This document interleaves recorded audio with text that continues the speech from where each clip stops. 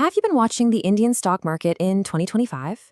You see the headlines, record highs, but then you look at your own portfolio and something's very wrong. If that sounds familiar, you are definitely not alone. Today, we're going to unravel the big mystery that's confusing so many investors this year. And this right here. This is the paradox that's driving everyone crazy.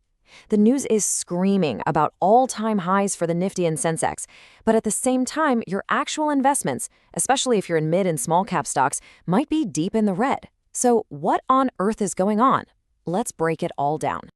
What it boils down to is that we're not living in one market right now. We're living in a tale of two markets, where the story the headlines are telling is completely different from the reality that most everyday investors are experiencing.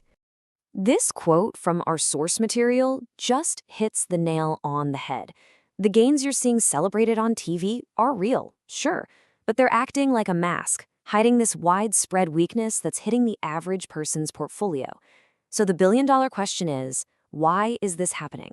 Okay, the core of this whole issue actually has a name. It's called a market breadth problem. And trust me, this is the one concept you need to grasp to make sense of everything else. So what in the world is market breadth deterioration? Well, think of it this way. It's a situation where just a tiny handful of really big, heavyweight stocks are doing all the work. They're pulling the entire index up by themselves, while the vast majority of other stocks are either going nowhere or are actually falling. It creates this illusion of a super healthy market. I love this analogy because it's so perfect. The headlines are all focused on those few elite runners at the front, celebrating their world records. But they're totally ignoring the fact that most of the people running the race are struggling, limping, and falling behind. Your portfolio, it's probably full of those other runners. And if you think this is just a feeling, well, here's the cold, hard data. Almost half, 49%, of all the stocks in the Nifty500 are trading below their 200-day moving average. That's a key technical signal that means they're in a long-term downtrend. This isn't just a hunch, it's a statistical fact showing a deep weakness hiding just beneath the surface. This chart really pulls back the curtain on just how much power a few giant stocks, the Big Five, really have. This is what we call a top-heavy market. And notice that weird asymmetry. When the market goes down, they're responsible for a whopping 44% of the drop.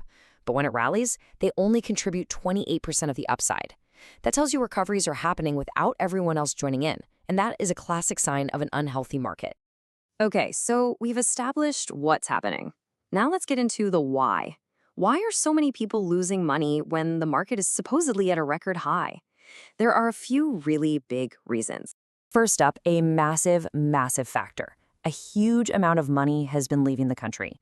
We're talking about foreign portfolio investors, or FPIs, who have pulled about $15 billion out of Indian stocks just this year.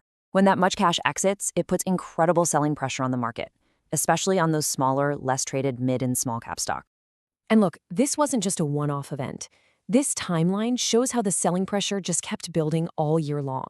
It started with $4 billion in the first quarter, then accelerated to $5 billion, and then $6 billion by the third quarter. It looks like it's stabilizing a bit now, but by then, the damage to smaller stocks was already done. So why did they all run for the exits? You could say it was a perfect storm. First, the U.S. central bank made investments in America look more attractive. Second, new U.S. tariffs created a ton of uncertainty for Indian companies that export a lot. And third, the rupee got weaker, which meant any profits these foreign investors made were worth less when they converted them back into dollars. Now, this pain wasn't spread out evenly, not at all. This table gives us a quick health check, and you can see a really clear divide. Sectors where a lot of us regular folks have our money invested, like power, consumer goods, and infrastructure, are showing very weak breadth. Meanwhile, the big IT and financial stocks are holding up strong, and they're the ones propping up the whole index. And folks, this slide right here, this is where the rubber meets the road.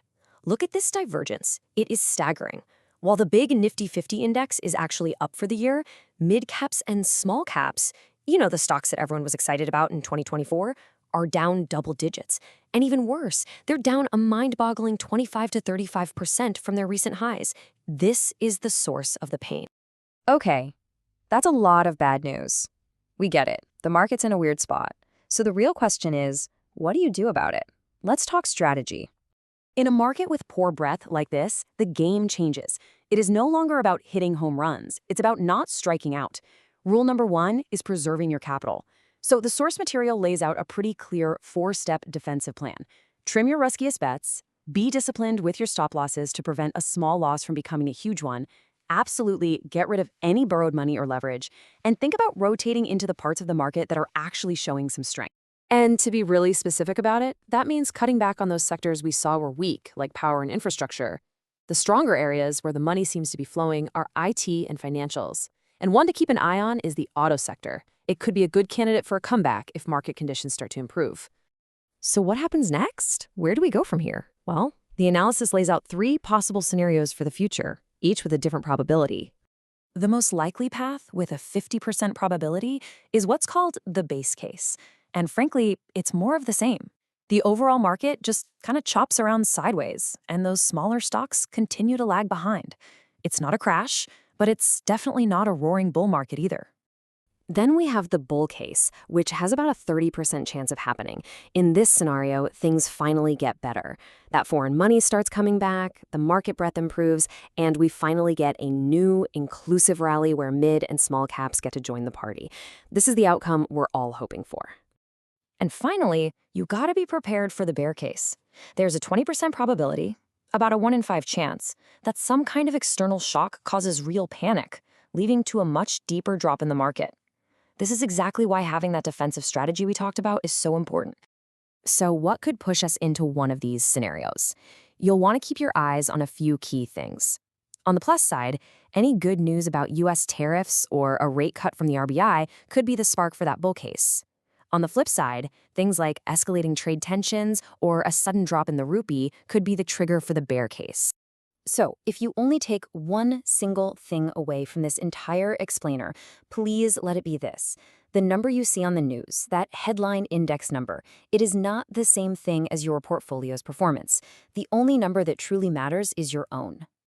And that brings us to our final and maybe the most important question.